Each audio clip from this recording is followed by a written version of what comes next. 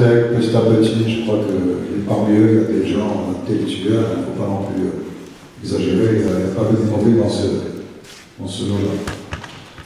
Et je dirais que, c'est pas pour dire maintenant, il y a des mauvais partout. Hein. C'est des gens aussi qui sortent quelque part aussi d'une guerre, de plusieurs guerres en Russie et tout ça. Je crois que ça marque l'esprit. Il faut petit à petit les intégrer. Ils viennent dans un autre pays qui est autrement.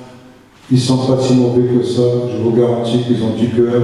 Je les fréquente depuis longtemps. Beaucoup je les fréquente. Parmi eux, il y a le président de l'association Kiamishkat. Moi, ces personnes, c'est des braves personnes. Je ne sais pas pourquoi on leur colle autre chose. Si ça se passe à Dijon, vous l'avez dit vous-même, soit les journalistes ou autres, que la police le savait d'avance. On a connu ça au pire aussi, que la police s'est un peu retirée quand il y a des trucs comme ça, c'est connu. Enfin, pour moi, on ne rentre pas dans les détails, je crois qu'on est en train de faire tout un... Enfin, moi je le vois sur les informations BMF ou tout ce qu'il y a, on est en train de mettre le paquet sur des choses. C'est sûr. C'est pas si quelque chose de grave, mais quelque part aussi il y a des personnes qui ont laissé faire. Alors, revoyons, comment dirais-je, l'image de ces gens-là. Merci.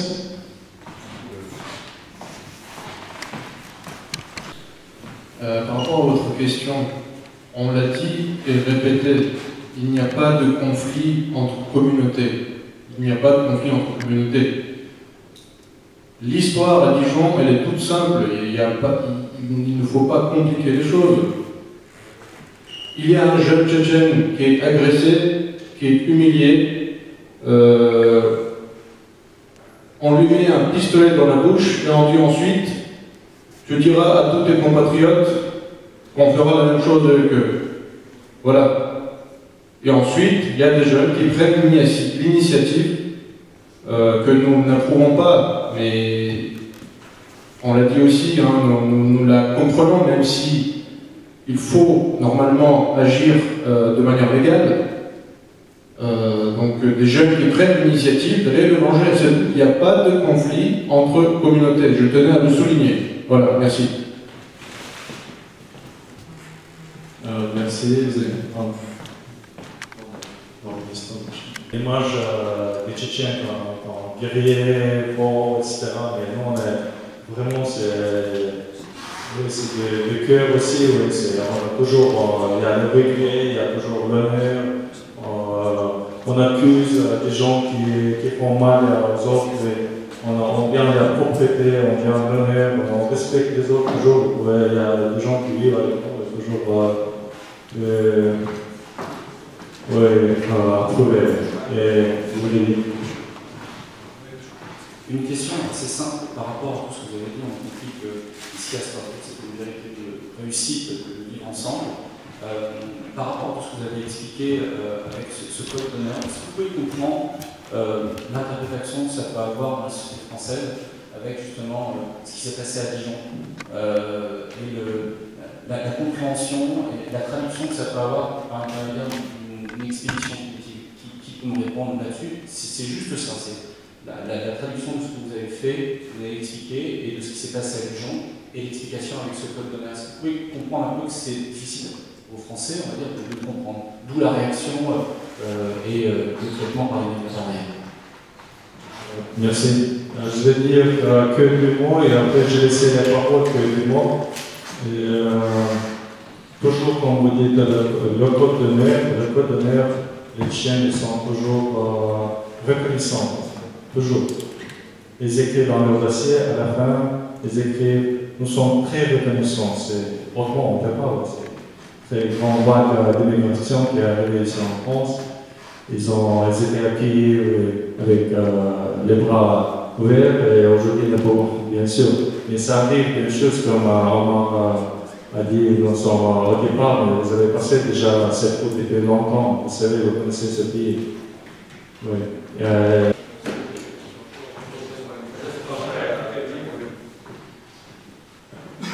Est-ce que vous pouvez répéter la question, s'il vous plaît?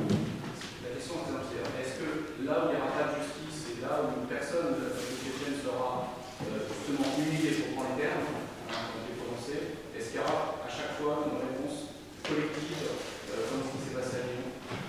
Nous invitons chaque membre de notre diaspora à agir dans le cadre légal. Nous invitons chaque membre de notre diaspora à agir dans le cadre légal. C'est ce que nous disons, c'est le message que nous essayons de passer aujourd'hui. On est en France, il faut respecter les lois françaises. Maintenant, de l'autre côté, par rapport à votre question, nous appelons aussi la population française à se rendre compte qu'il y a des endroits où l'État doit agir. Il faut qu'il y ait justice, il ne faut pas que ça aille juste dans un sens. Dans notre communauté, oui, il y a des délinquants, hein, nous l'avons dit, mais comme dans chaque communauté, en fin de compte. Donc, par rapport à votre question,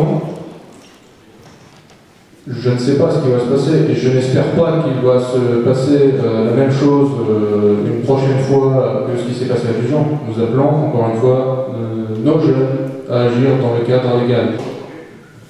Je vais rajouter, je pense, le code d'honneur.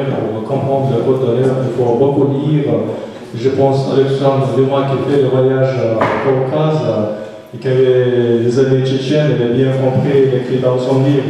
Il faut lire beaucoup, comme nous disons aussi. Dans notre enfance, nous avons lu beaucoup de livres français aussi, surtout c'est le livre français. Ils ont bien écrit. Après, c'est Alexandre Burger qui a dirigé une expédition archéologique, écrit un livre, les Tchétchènes et les Tchétchénies. Il y a d'autres aussi, il y a beaucoup de choses.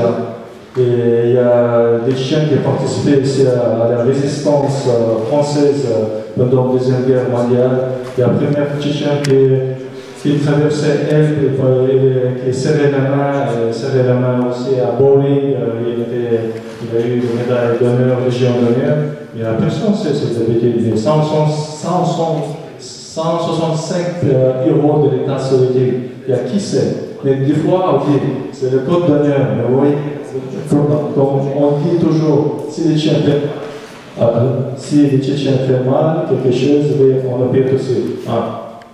S'il a fait beaucoup de choses, nous, dans le sacrifié, on a énormément de choses. On a investi économiquement, par exemple, sur l'État soviétique.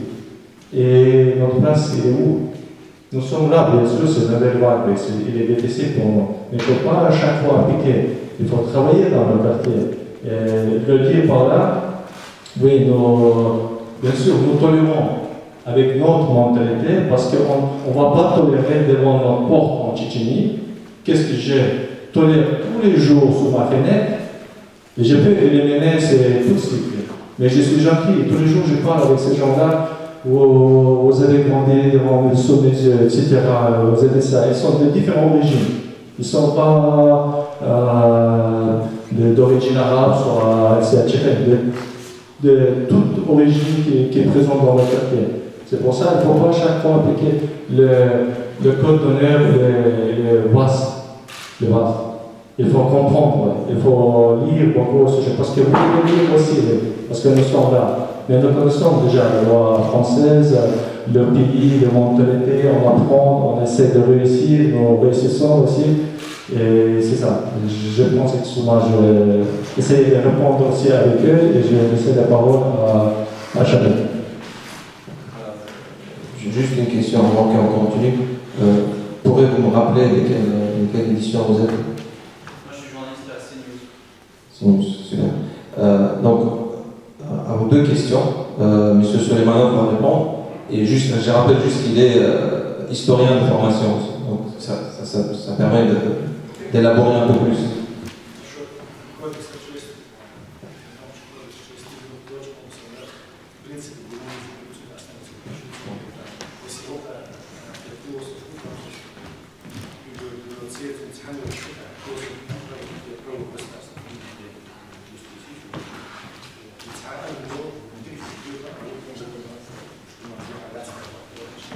Déjà, juste pour rappeler, le code d'honneur tchétchène, il se base quand même sur les principes d'humanisme, sur les principes sur lesquels se basent tous les philosophes français, Voltaire, Diderot, etc. Donc, c'est la même notion d'humanisme. Ça, c'est le premier point. Voilà. Et les lois françaises, l'État, les systèmes juridiques français, il est basé justement sur sur les écrits, sur le travail de ces philosophes, sur les principes d'humanisme. Et nous, on n'a aucune intention de corrompre les systèmes juridiques français. Au contraire, il est approprié à ces pays, et nous, on essaie de se soumettre à ces cadres légaux. Voilà. Sauf que ces principes d'humanisme, justement, des fois, étant donné que c'est la loi, que c'est l'État qui doit les protéger, qui doit les appliquer, parfois, dans certains territoires, ce n'est pas appliqué.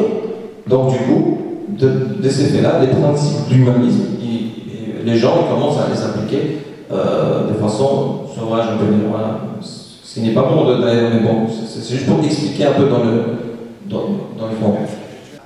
Et surtout, il ne faut pas comparer les codes d'honneur dont le qu'il a parlé aux codes d'honneur qu'on connaît par exemple dans les structures de mafia, de structures de monde.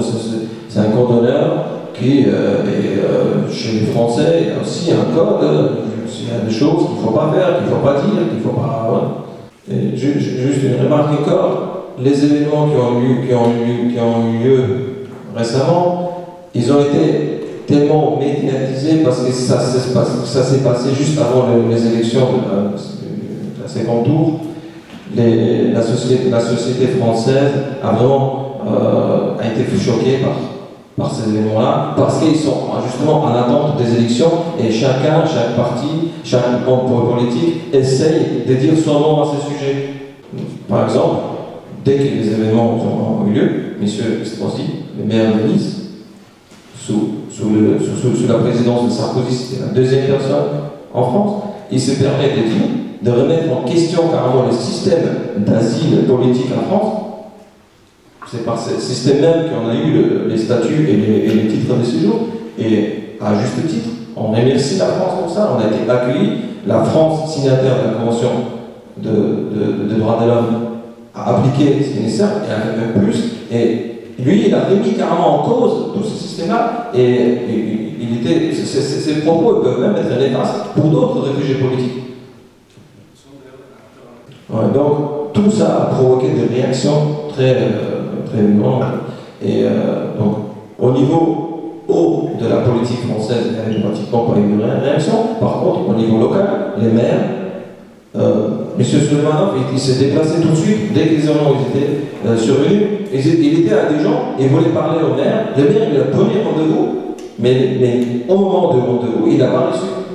Donc, il n'a pas eu de dialogue. Donc, même le dialogue est impossible.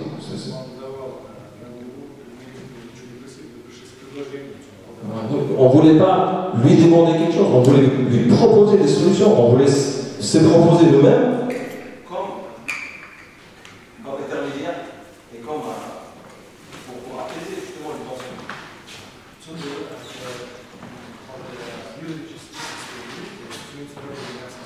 Donc, encore une fois, code d'honneur ou pas code d'honneur, on n'a aucun problème avec le système juridique de la France.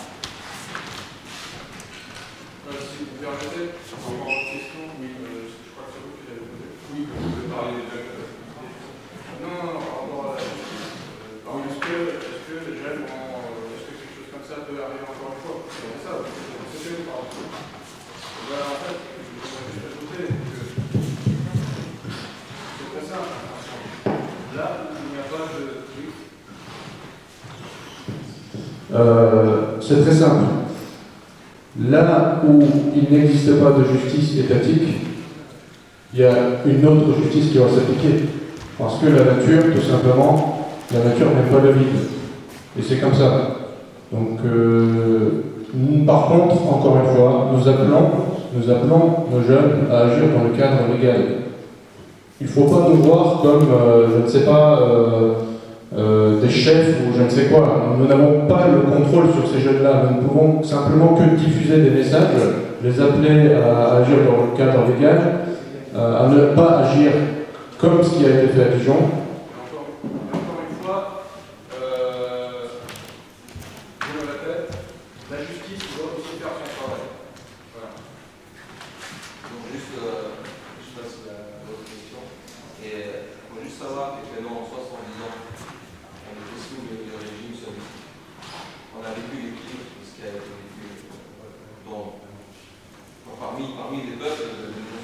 on a été déporté 13 ans en Sibérie. On était considérés comme ennemis du public de toute l'Union soviétique. Et forcément, de là, à chaque fois qu'on se retrouvait en Sibérie, on s'est serré les coudes.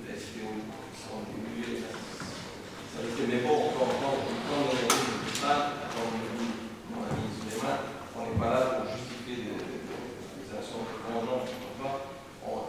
Admettez-les, on a aussi en France des communautés qui ont toujours des codes d'honneur. Les Corsicains, ils ont toujours les bases, ils ont aussi leur mentalité. Et là, de dire tous les Corsicains, c'est des mafieux, non, c'est des gens respectueux, c'est nos concitoyens. Ils ont de principes, et voilà, en fait.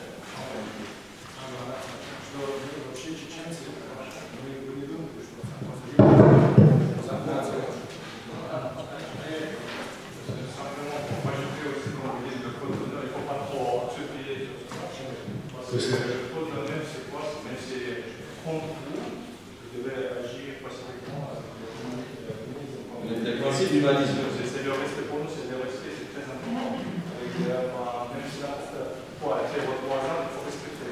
Pas toi. Il y a plein de personnes même si vos insultes, il faut respecter, chercher. Mais ça, c'est entre les grenades, etc. C'est mal compris, vous voyez, c'est le code de l'honneur pour les gens. C'est vraiment des siècles étaient bien formatés. On a trop réglementé avec nos anciens, avec les femmes, avec les enfants, avec le voisinage. C'est pas longtemps. Mais nous, on a et on est passé, et nous aussi, nos enfants, c'est respecter la loi française, c'est toujours respecter. S'il y a le respect, nous le droit de chercher par une personne. Par exemple, c'est pas normal, si tu ne respectes pas un vrai c'est-à-dire qu'il faut comprendre les choses qui sont particulières. Et pour comprendre l'histoire et le message que nous voulons passer, il faut comprendre. Je pense que le moment déjà est arrivé pour apprendre telle immigration, on avait tel problème, etc. Vous voyez, sinon on a déjà les gens qui parlent, déjà qui travaillent, les autres, les présidents des structures différentes. Nous sommes déjà intégrés dans cette société. Nous connaissons déjà les règles, comment dire, les normes. Mais les autres, ça ne savent pas tous. Mais pour ça, il faut anticiper aussi. C'est qu'est-ce qui se passe, il faut aller parler, il faut aller parler. Il faut réagir aussi adéquatement. Juste une dernière remarque, en profitant de la présence de l'historien, je me permets juste de rajouter encore un petit point par rapport à cette histoire de la mentalité tchétchène. Il faut juste comprendre que les peuples tchétchènes, ce n'est pas un petit peuple de l'Europe de l'Est. On était à chaque fois dans le centre de tous les événements politiques. Tout ce que je vous ai raconté, la déportation, les persécutions, tout ça, ça a rendu notre peuple sensible à la politique globale. Et c'est pour ça qu'ils n'ont... Nous sommes, ça fait déjà 3 siècles qu'on est sous la pression politique de superpuissance.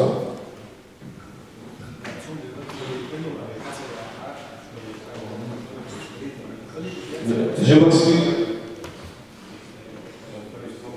Est-ce qu'il y a des questions? Parce qu'il y a beaucoup de gens qui veulent s'exprimer. Donc, pour ne pas faire attendre les journalistes. Merci Chani. Je pense qu'il faut laisser la parole aux autres aussi. Je pense l'imam de la mosquée Salam Ahmad n'avait pas parlé.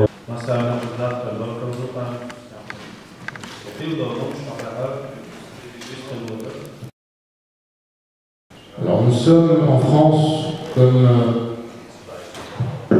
comme l'ont souligné donc, les personnes qui sont présentes ici, nous sommes en France suite à 2 guerres qu'on a subies chez nous. Ce pays nous a accueillis, sachant que ici nous sommes en sécurité et nous sommes très reconnaissants pour ça. Lorsque une personne ou alors dans le cas présent, l'État français nous a accueillis de cette manière-là, nous a donné l'occasion de, par exemple, travailler, etc. Et quand il arrive quelque chose comme ça, nous sommes arrivés dans un pays qui a ses règles, ses lois, avec son histoire, et nous le comprenons, et nous le comprenons. Nous n'avons pas vocation à remettre en cause ni le système étatique, ni la loi française. Nous ne sommes pas en conflit ni avec l'État, ni avec d'autres communautés. Ce sont des conflits qui peuvent arriver tous les jours. Ce sont des histoires de taux qui peuvent arriver tous les jours. Nous diffusons dans les et dans d'autres cadres de messages de paix. Et quand quelque chose de ce genre arrive, ici en France, il y a des lois, il y a une justice, et il faut laisser et la loi et la justice s'appliquer. Et nous appelons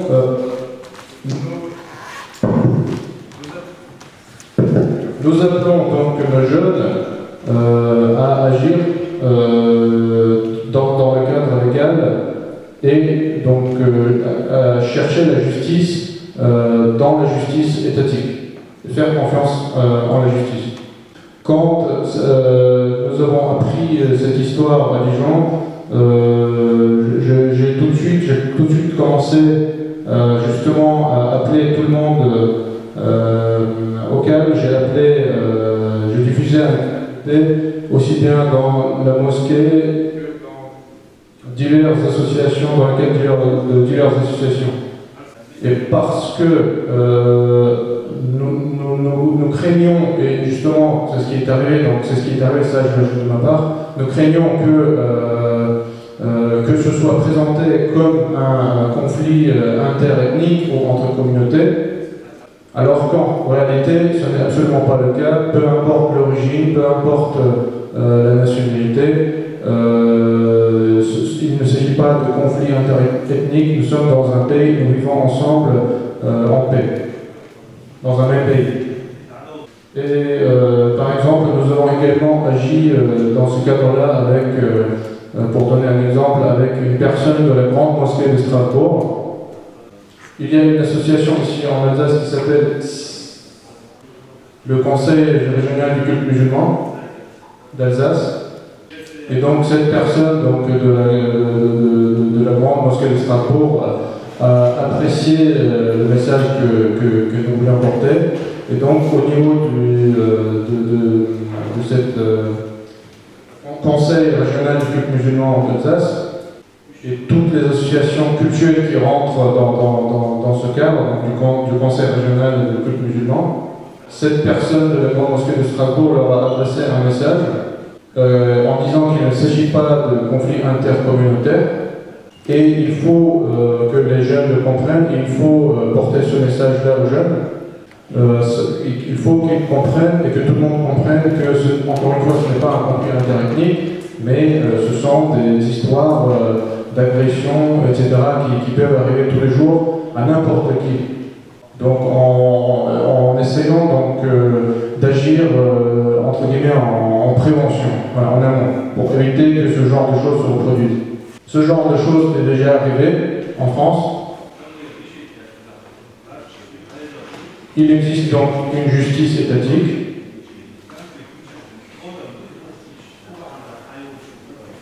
Et il faut qu'elle se pose la question de l'origine de ces histoires. Quelle est la cause? Si on ne règle pas le problème à ce niveau-là,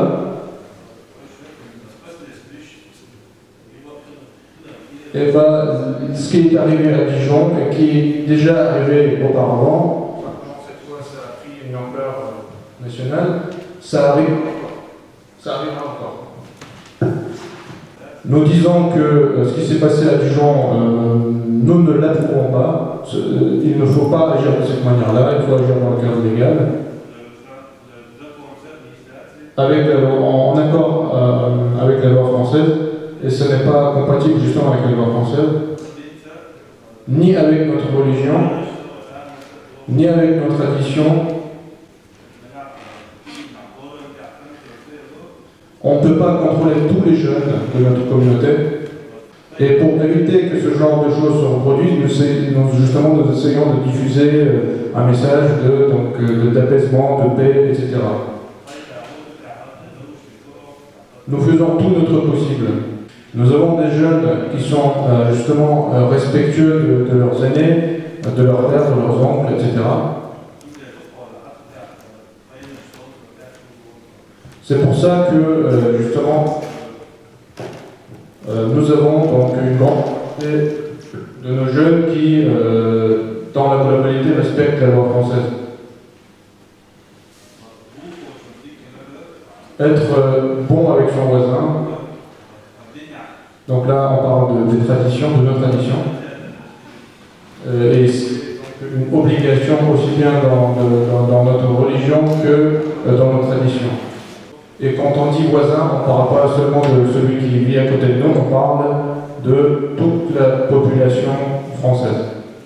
Donc nos intentions sont claires, nous on appelle nos jeunes, on essaie d'éduquer les jeunes à respecter la loi française et à réussir de manière légale. Je vais traduire ce que va dire Salamo, qui est tient à souligner, en fait, c'est l'imam de la mosquée tchétchène à Strasbourg. Voilà. C'est la plus gentille personne.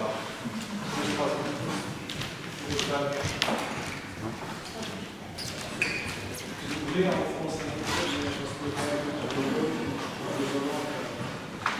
on va pas parler bien. C'est pour ça que les gens qui prennent des masques. C'est ce que j'ai vu toujours.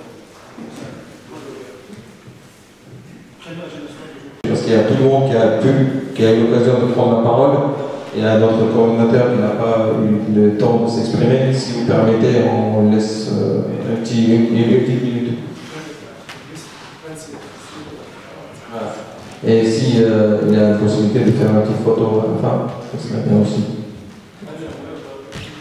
Il y a aussi photo. Oui, il y a aussi photo. Ah.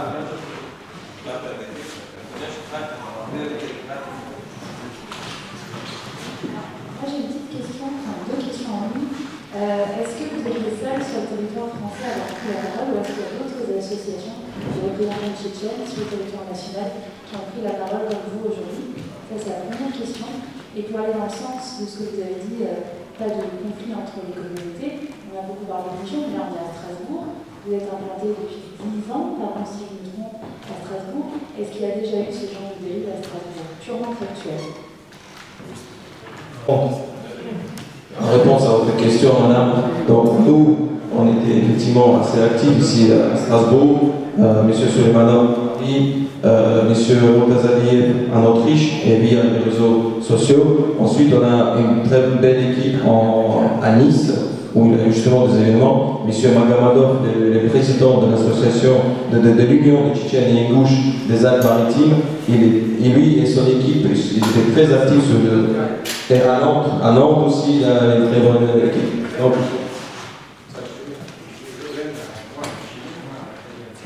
bon, et il y a plusieurs personnes dans les plus grandes villes de l'Hexagone. Il y a eu donc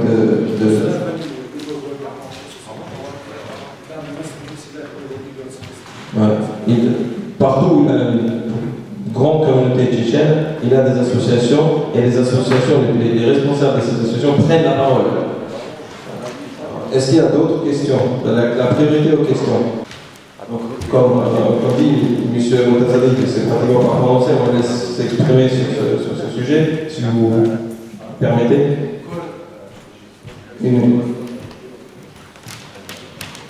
Donc, tout d'abord, M. Motazadi, il maîtrise parfaitement l'allemand. Il est très actif en Autriche. Par contre, en français, il est un peu perdu.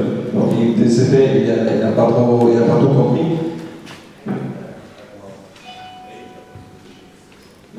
donné qu'il n'y a pas beaucoup de temps, je vais juste dire une petite remarque de clôture. Tous les intervenants dans ces conflits, ils étaient plus ou moins dans une impasse. Nous, on est tous dans une sorte de crise, de tous les côtés de ce conflit. Si on arrête à s'accuser, si on arrête à se balancer la faute vice-versa entre nous, et qu'on commence à réfléchir aux solutions de cette situation-là, on pourra avancer. Et on aura du succès. Et la première chose, c'est le dialogue. Et c'était justement ça la démarche de l'Assemblée et des autres intervenants ici. On veut les dialogues. Nous, comme vous les voyez, on est tous ouverts au dialogue, on est disponible à tous les côtés de ce conflit pour dialoguer. Nous, on se considère quand même dans cette situation comme victime parce que c'est notre jeune qui a été agressé, mais cela ne nous empêche pas d'écouter l'autre côté, de parler, de dialoguer avec tous les côtés de ce conflit. Et la justice va dans tous les cas trancher. Ils vont déterminer qui est vraiment fautif, et c'est la justice qui fera le travail. Et là, on sortira de cette crise. Voilà. Pour ça, il faut rester objectif dans tout ce qu'on dit, dans tout ce qu'on écrit. Et transparent pour tout le monde, à tout le monde. Voilà, donc ça c'était la petite intervention de notre coordinateur. Nous, de notre côté, on remercie l'association Vivre pour cette initiative. On remercie tous ceux qui ont participé à cette réunion et surtout les présidents de ces centres. Merci beaucoup pour la disponibilité de cette salle. C'est vraiment un grand effort vers le dialogue, vers la cohésion sociale et vers la résolution de ce conflit. Merci beaucoup, félicitations. Merci à vous aussi, et finalement, je pense que le message est clair. C'est pas que nous, c'est toutes les structures associatives qui ont organisé cette conférence avec vous. Et je vous remercie tous et toutes qui sont venus à cette conférence, les journalistes que nous avons écoutés, nous espérons qu'ils vont passer un bon message. C'est plus important, c'est passer un bon message à la société française. Nous devons vivre en paix toujours et en respect, dans le respect avec les autres. Et nous remercions aussi les associations qui sont venus, qui partagent quotidiennement aussi les événements, etc. Merci à tous. Et je vous invite à table.